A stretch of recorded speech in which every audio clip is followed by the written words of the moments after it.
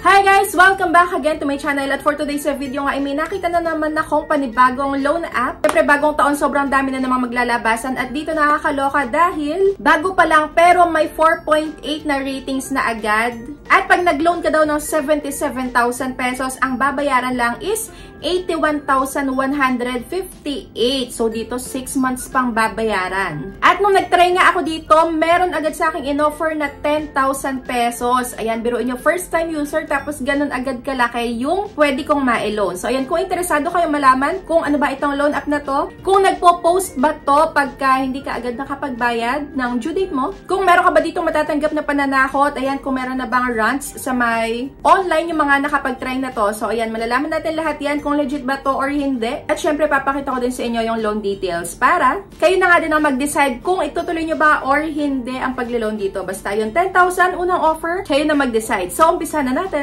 Pero kung ikaw nga ay laging updated dito sa aking YouTube channel at lagi kang nagko-comment dyan, baka isa ka na sa may mapasali sa aking weekly Gcash giveaway. So pag nakita mo yung pangalan mo dito, ayan, i-PM mo na ako agad para maklaim mo yung prize mo. Going back nga dito sa may tinry ko na bagong labas na loan app is, pwede kang mag-multiple loans. Ayan, pwede kang mag-apply sa may iba pang nakapaloob dito na loan app. Hindi lang siya basta isang loan app, basta marami ka ditong pwedeng pag-applyan pag hindi ka na-aprobahan doon sa may una mong in-applyan. So, ito nga pala ay ang Sagay Credit Loan App in PH. 4.8 na stars. So, ayan. Kung makikita nyo dito, successful, your application is under review. So, once approved, the money will be credited to your bank account. Ito, Gcash yung ginamit ko.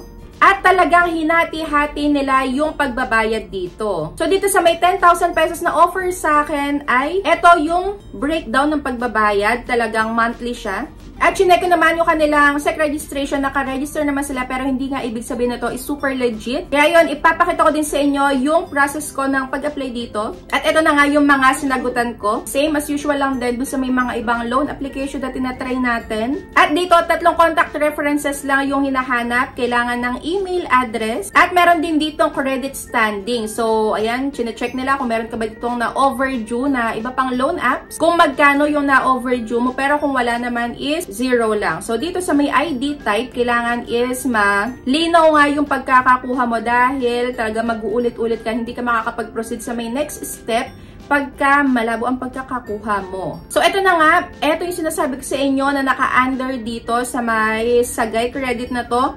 Merong Sagay Credit na nagpapaloan ng 800 up to 25,000 pesos. Dito sa baba, merong Happy Borrow, mayroong Mini Easy Loan, Fly Fast Loan, Profit Link. So, ayun yung mga iba pang pwedeng pag-applyan. Kahit na ako ay nakapag-apply dito sa Sagay Credit, tinry ko nga din itong Happy Borrow. So, ayun, nag-okay naman. At lahat ng to is 10,000 pesos yung pinaka-ino-offer sa may first-time user. O, diba? Kaso nga lang, eto na nga yung pinaka too good to be true sa kanila dahil yung amount na marireceive natin dito is 9,992. Ibig sabihin, 8 pesos lang po ang pinaka-mababawas dito. At yung interest ay 240 pesos. 3 months yung pinaka-terms dito at kung makikita nyo talagang hati-hati yung pagbabayad. So, eto talagang hoping ako dito kahit na too good to be true na 8 pesos lang yung makakaltas. Hoping ako dito dahil kung ito ay super good talaga, talagang totoong eto yung babayaran every month.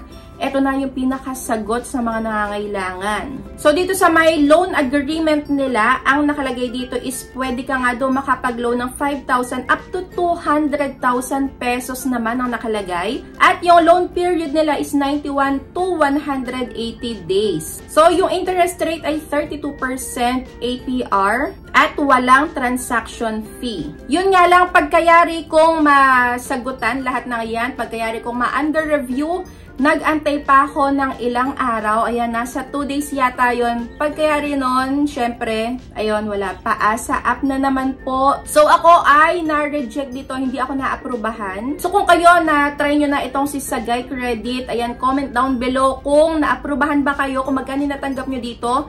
If ever man na 10,000 pesos din yung offer sa inyo. Kasi ako ay hindi na-aprobahan dito. So, tinry ko din yung pangalawa, yung Happy Borrow, yung kulay yellow. So, hindi din ako doon na-aprobahan. At nag-search nga ako dito online kung meron na bang nakapag-try din at kung may nagra-rant ba dito online. So dito meron akong nakita. At ayan, yung Sagay Credit nga daw ang aga nyong scam na gawan nyo ng loan ng wala namang documents. Ayan, wala kayong konsensya. So wala daw silang loan pero ayun, nagawan daw sila ng loan nitong si Sagay Credit. Ayan, so phishing document. So nag-text nga sa kanya itong si Sagay Credit daw. Ayan, eto yung text sa kanya. So mula daw sa may Sagay Credit. Ayan, so sinisingil siya dito at pwede daw siyang magbayad ng 7 days na extension fee. Kung nag-full payment naman daw ay maaari na kayong mag-loan ng mas mataas. So nag-text na yung agent sa kanya na makipag-coordinate daw. Pero wala naman nga daw siya ditong niloan sa may Sagay Credit. Pero nung chinek nga daw nung agent is meron daw siyang loan na 4,200 pesos. At meron pang isa, ayan, parehas daw sila, nakapag-loan na daw siya last year pero bayad na daw yon. Yun nga lang, madami pa ding tumatawag at nagte-text na magbayad daw siya sa may utang niya. Ayun, gamit pa din dun sa may same online loan app na ginamit niya. So, which is eto nga, yung sa may Sagay Credit. O, diba? So, yung mga bagong loan app na lumalabas ay hindi talaga siya 100% sure na makakatulong talaga. So, better talagang manood kayo ng mga ganitong klaseng loan app review para makita nyo or ma-check nyo kung talagang yung pinapasok nyo na, or tinatry nyo na loan app is matutulungan kayo or gagawan lang kayo ng panibagong utang. So, yun, nangangailangan na nga kayo ng pera pero imbis na matulungan kayo, gagawan pa kayo ng utang at kayo na nga mag-decide kung ipagpapatuloy nyo pa yung paglo-loan dito sa may Sagay Credit. So, para sa akin, hindi siya recommended dahil talagang too good to be true ito. Kaya hoping pa rin tayo na sana may lumabas na bagong loan app na talagang makakatulong sa mga nangangailangan dahil talagang makakatulong yan pagka may lumabas na ganyan. So, that's it for today's video. Ayan, isa na naman pong paasa app. Ayan ang Sagay Credit. So, ayan, kayo na po ang bahalang humusga. Pero para sa akin is hindi to recommended. So, ayan lang. Thank you for watching and see you on my next vlog. Bye!